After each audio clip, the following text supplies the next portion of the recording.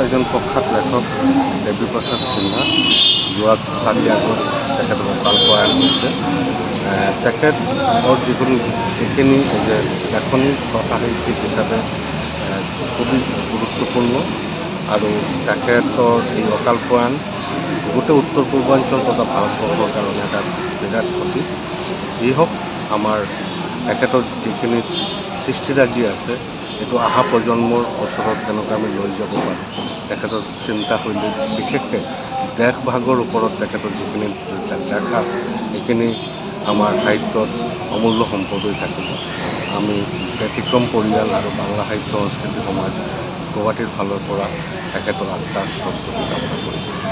এই মুহূর্তে আমরা গান শুনলাম, সেই যাওয়া আসা হাসা কাদা এই সমস্ত নিয়ে।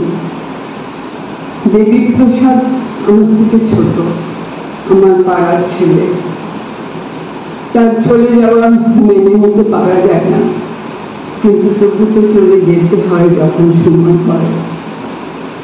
তো আমি এই যে যাওয়া আসা এই সমস্ত কিছুর মধ্যে কিন্তু আমরা এই পৃথিবীতে থাকি সবাই মিলে।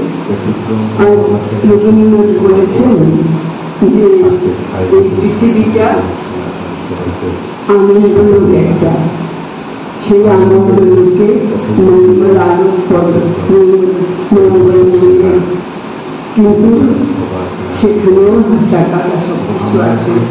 আর সেজন্যই আমরা দেবীপ্রসাদকে আমরা দেখলাম অসম্ভব হলো, তাকে চলে যেতে হলো।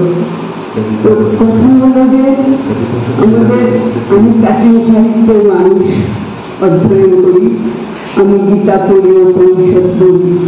বলা হয়েছে যে একটি মানুষ তার উপর কি সেই মঙ্গলালোক, সেই পরমাত্মা থাকেন, তিনি মঙ্গলালোকে তাকে বিশুদ্ধ করেন ঠিকই, কিন্তু সেই যে তার দেহের মধ্যে আছে দেহী, সেই দেহী কিন্তু দেহী, সে তার কিন্তু মৃত্যু হয় না। সে চলে গেছে ঠিকই, কিন্তু তার কিন্তু মৃত্যু হয়নি।